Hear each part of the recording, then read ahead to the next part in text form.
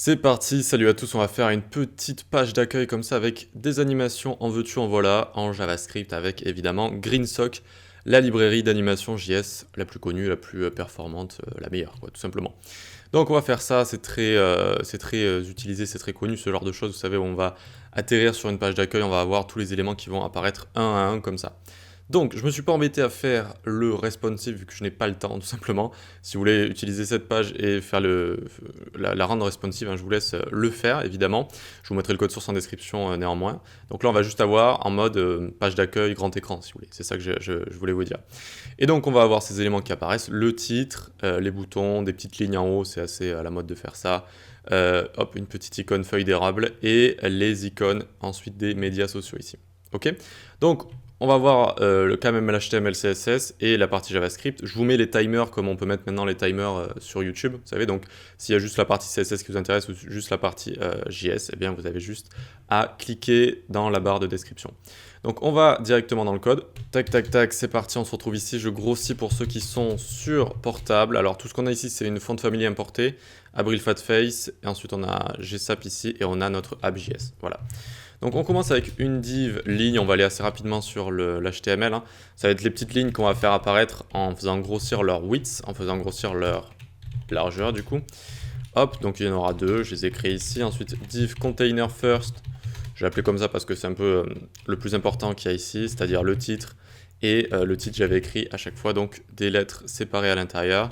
You, on va y arriver, hein. Tac, tac, tac. Et donc ensuite j'avais you need some rest. You need some rest. Comme ça, nickel. Alors du coup, on va avoir bien un espace ici. You, espace, need espace, some espace, rest. Ça veut dire tu as besoin de repos. Ou vous avez besoin de repos. Si on vous voit. Ensuite, on va faire deux boutons ici qui auront la classe btn. Btn first. Et la classe B ici, on peut mettre $, et on fait x2. Et donc ça, avec emmet, ça va juste donner un index ici à la classe, ce qui est très pratique pour styliser les boutons un à un, ou styliser quoi que ce soit en fait. Btn first pour styliser le bouton de manière générale, et B1 pour venir les sélectionner ou les styliser, par exemple leur donner une couleur différente. Ok, on continue, une image qui aura la classe logo, et on va prendre, j'ai fait un petit dossier ressources, Canadian Maple Leaf, c'est la petite feuille d'érable. On ne remplit pas le alt ici vu que c'est juste pour vous montrer. Ensuite, on fait une liste ul.media ici, très bien. Et à l'intérieur, on va faire des li avec la classe bulle. Et à l'intérieur, il y aura des images avec la classe logo media. Logo media, et on va faire ça x4. Hop, alors, c'est pas ce que je voulais. Bulle avec à l'intérieur nanani, nanana.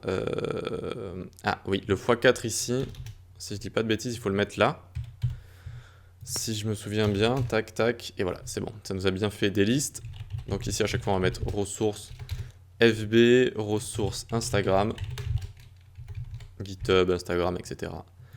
Hop, pour se faire nos petites icônes de médias sociaux, YouTube et le dernier, ressources slash... J'ai bien le micro qui est branché? Oui, ouf, j'ai eu peur. J'ai cru que le micro n'était pas branché. Donc YouTube, Insta, nani, nanana, il manque FB ici. Ok, on dézoome un petit peu histoire de mieux y voir. On met pas de texte alternatif ici, mais mettez-le si c'est un site évidemment que vous mettez sur le web. Ici c'est juste pour vous montrer, donc à chaque fois bulle image, oui, ça m'a l'air correct. C'est bon, on a fini avec notre HTML. On peut plonger dans notre style CSS, on vient ici, tac, tac. Donc, est-ce que j'avais mis un reset ici? J'avais pas mis de reset? Si, il est là. Donc un reset juste CSS, hein, juste pour avoir margin, padding 0, etc. Je vous l'ai assez expliqué, je pense. Ensuite, background, ici on va mettre 333, très bien. Font de femme de base, Arial, Helvetica et compagnie. 8 sans VH, sans viewport. 8, ensuite URL, on va prendre l'image de forêt apaisante avec plein d'arbres, donc forêt lume down parce que j'ai baissé la luminosité. En général, baisser la luminosité pour les images d'écran comme ça, vu qu'on va mettre du texte dessus, il faut bien que le texte ressorte, qu'il y ait un bon contraste. BG repeat, no repeat, donc l'image ne se répète pas s'il n'y a pas assez d'espace. BG size cover, et vu que j'ai pris une bonne image, c'est bien, ça va très bien couvrir tout ça. Pose relative, opacity 1 et overflow x hidden. Qu'est-ce que c'est que tout ça? C'est pour nos animations. Il y a des éléments qui vont dépasser de la droite, donc j'ai mis overflow x hidden, à utiliser avec parcimonie quand même, mais bon là ça fonctionne.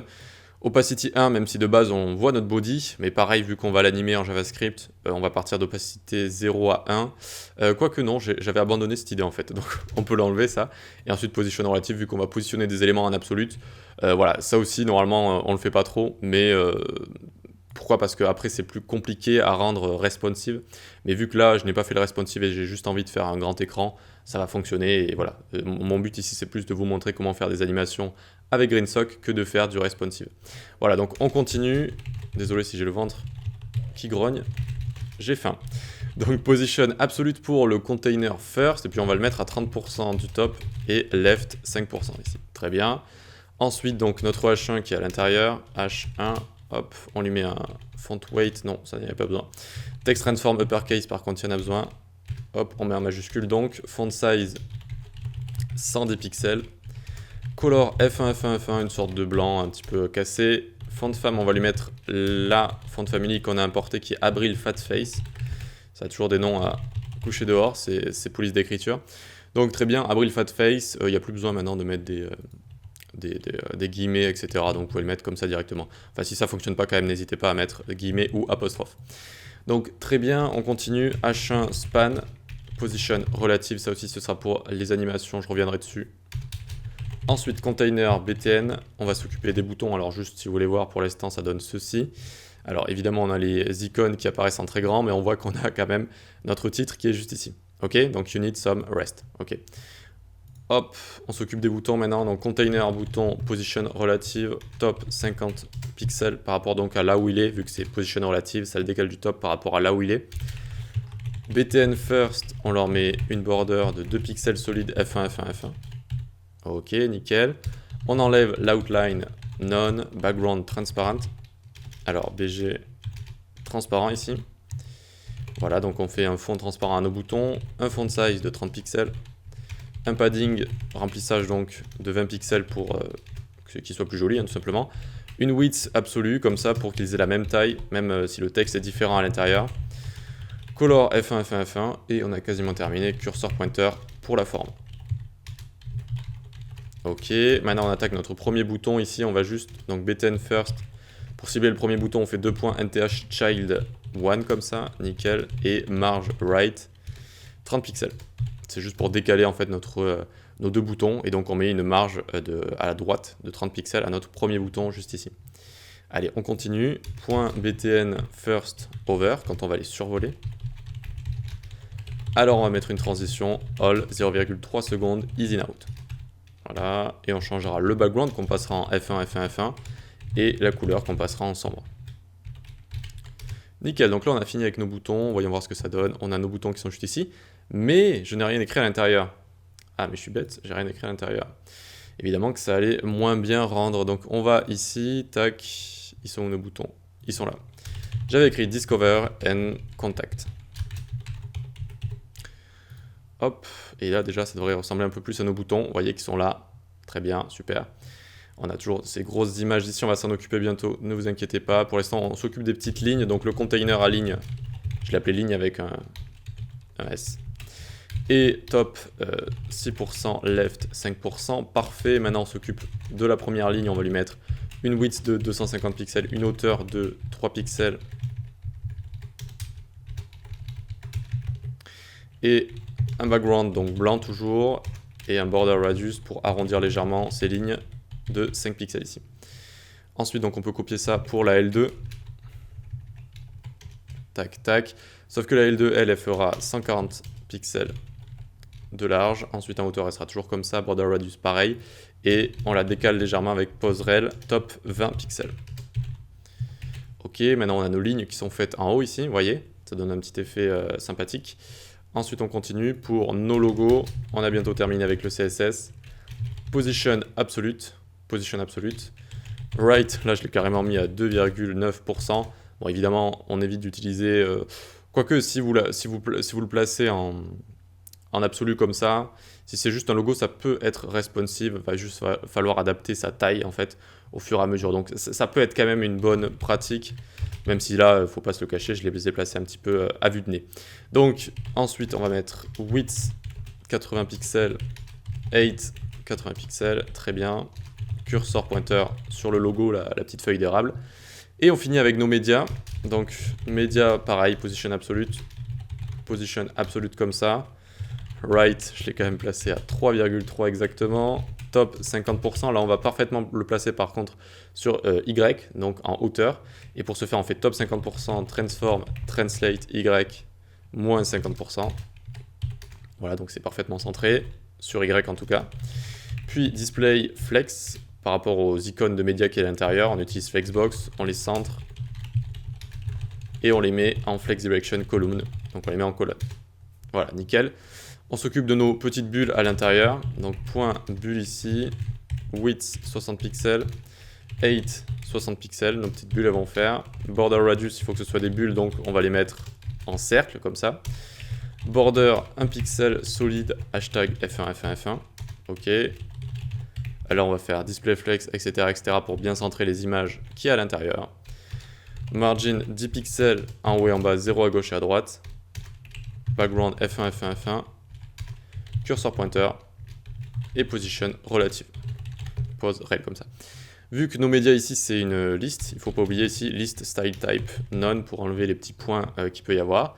Et on termine avec logo média, width 40 pixels, height 40 pixels.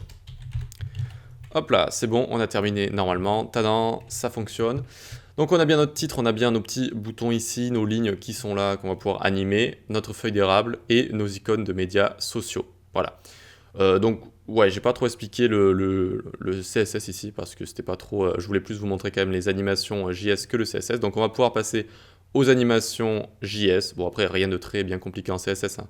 Un peu de flexbox, position absolute, etc., etc. Donc, on va attaquer le CSS, le JS, pardon, c'est parti, on vient ici. Pour commencer, il faut tout prendre dans des constantes. On va prendre au début tous nos spans qu'il y a dans notre titre pour pouvoir animer en fait mot par mot. C'est pour ça qu'on a mis des spans dans le titre. Ensuite, on va prendre tous nos BTN également, donc const BTN avec un S, document. Ici, vous voyez que je fais des query selector all, ce qui me renvoie des sortes de petits tableaux avec tous les éléments qui sont sélectionnés. Const logo est égal document.querySelector logo, très bien. Ensuite, on va prendre bulle. Alors, ici, justement, on va prendre toutes les bulles. Donc, media querySelector all, du coup. Tac, querySelector all, très bien. Et puis, on va prendre L1 et L2. QuerySelector all L1, on peut faire maj alt flèche du bas. Alors, maj alt flèche du bas, tac, tac, pour dupliquer. Et on prend L2 également, super. Donc on a GreenSock d'intégrer ici. GreenSock, ça fonctionne avec notamment des timelines. Timeline, ça va être des sortes d'endroits où vous avez toutes vos animations. Et donc ici, on va faire window.addEventListener quand notre site aura bien chargé. Eh bien, on va se créer notre timeline. Donc on va venir ici faire let tl est égal. On peut même mettre une const. Hein. Const tl est égal gsap.timeline. Ça nous crée notre timeline. Ici, on peut lui mettre des paramètres et on peut lui mettre par exemple post true, ok, pour qu'elle soit sur post de base. Ensuite, tl.stagger from, tac. Alors, stagger from, ça va être une méthode qui permet d'animer des éléments et quand on en a plusieurs, d'animer plusieurs éléments les uns à la suite des autres. Donc, c'est très pratique. Ici, en fait, on va coller des méthodes à notre TL, ici à notre timeline, et donc ce sera les méthodes de notre timeline. En fait, la timeline va être un container à animation et donc on lui met ces méthodes d'animation ici. Okay, donc ici ça va être tous les spans de titre span, ça va durer 1 seconde et ensuite on ouvre un objet pour des caractéristiques plus précises, notamment ce qu'on va animer. Ça va partir de top moins 50 à chaque fois, d'opacity 0 et un easing, c'est-à-dire la manière dont l'animation va se faire. Power 2, ça c'est la puissance du easing, point out, ça veut dire que ça va être plus lent vers la fin. Et entre chaque animation, il va se passer 0,3 secondes. C'est ça, le stagger ici. C'est ça, en fait, c'est le temps qu'on va mettre entre chaque animation de nos spans ici. Donc, on a la duration, on a ce qu'on va animer, et on a le easing et le stagger. Okay, c'est un stagger from, donc ça va aller d'un endroit, from un endroit, jusqu'à là où c'est stylisé en CSS, là où c'est placé en CSS. Et donc, attention, regardez, ça ne fonctionne pas. Je vais faire une petite erreur quelque part. Tac, tac. Ah oui, je sais ce que j'ai fait. J'ai mis post true ici, donc évidemment notre timeline n'allait pas s'activer. Donc ici on n'oublie pas de mettre tl.play à la fin. On n'est pas obligé de mettre sur pause au départ, mais c'est quand même une bonne manière, histoire de d'abord on crée toute notre timeline et ensuite on la joue. Ok. Sinon, elle va se lancer directement et si vous avez beaucoup d'animations un petit peu complexes, il peut y avoir des petits bugs. Enfin, peut-être qu'ils l'ont corrigé. Ensuite, donc, on va... Alors, soit on peut le placer comme ça, soit comme ça. Et en fait, le but après, ça va être d'enchaîner les animations dans notre timeline. Donc, si je fais Maj, Alt, flèche du bas, je duplique. Et donc, vous voyez qu'on peut faire des chaînes comme ça d'animations directement dans notre timeline. Donc, ensuite, Stagger From, ça va être nos BTN. BTNS, ça va toujours durer 1 seconde, très bien. Cette fois, on a juste envie de les faire apparaître. Donc, de Opacity 0 à Opacity 1. Voilà, et à la fin on va faire ici un moins est égal 1, c'est-à-dire que ça va les faire apparaître, l'animation va se lancer, l'animation des boutons, 1 seconde avant dans la timeline. Donc ça veut dire que ça va se lancer quand la première animation sera en train de se lancer. C'est pour éviter que ça fasse une animation, puis une autre, mais plutôt les spans qui apparaissent et les boutons qui commencent à apparaître en même temps, etc., pour que ce soit plus fluide en fait. Regardez, on actualise, tac, tac, tac, et hop, ça apparaît ici. Vous voyez que ça commence à apparaître les boutons alors que ça n'a pas encore fini. Donc ça, c'est déjà assez sympa, nickel. On va pouvoir commencer à attaquer maintenant les lignes, là, L1, L2. On va là, tac, on va du coup faire un point from, du coup, et pas stagger from, vu que là, c'est juste un élément qu'on a envie d'animer, donc pas un stagger avec plusieurs éléments. Donc L1, ça va durer 1 seconde, et donc on va animer la width, elle va partir de 0, et toujours avec notre easing ici, j'ai laissé le même si on peut le changer, hein. Mais là j'ai eu la flemme un petit peu, donc hop, j'ai laissé le même partout. Et on va la faire démarrer dans la timeline à moins est égal 2 comme ça. Et là, L2, ça va être la même chose, absolument la même chose, ok? On va les faire démarrer en même temps. Donc on peut voir ce que ça donne déjà ici, attention, tac, et hop, vous voyez qu'elles sont là, ça fait cet effet plutôt cool. Et on voit le ease out à la fin. Vous voyez que c'est plus lent vers la fin. C'est un effet assez sympa. Ease in, c'est plus lent au début. Ease out, c'est plus lent à la fin. Voilà, très bien. On approche de la fin, vu qu'il nous en manque plus qu'une ou deux. Non, encore deux. On a notre logo. Donc là, on peut faire Maj, Alt, flèche du bas. From, ça va être notre logo. Logo, tac, ça va durer 1 seconde. Et cette fois, on va animer quelque chose de spécial. Regardez, on peut vraiment animer plus ou moins toutes les choses dans notre CSS. Même si des fois, vous pouvez avoir des petits problèmes, n'hésitez pas à aller sur la documentation ou le forum de GreenSock. Et donc on va animer Transform Scale, et donc on va le faire partir de 0 ici, notre logo. Donc de Transform Scale 0 jusqu'à 1, donc ça va mettre à l'échelle, ça va faire apparaître notre élément.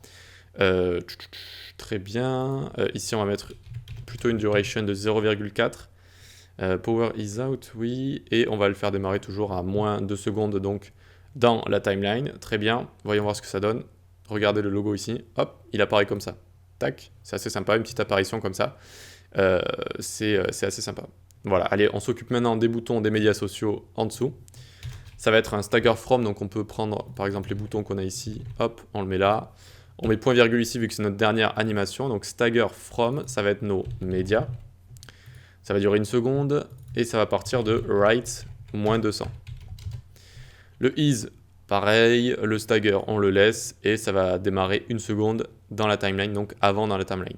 Quand vous mettez des moins est égal ici, si ceux d'avant ils ont aussi un moins est égal, ben, ça va le calculer par rapport à ça également, d'accord? Donc c'est vraiment bien fait sur ce point-là.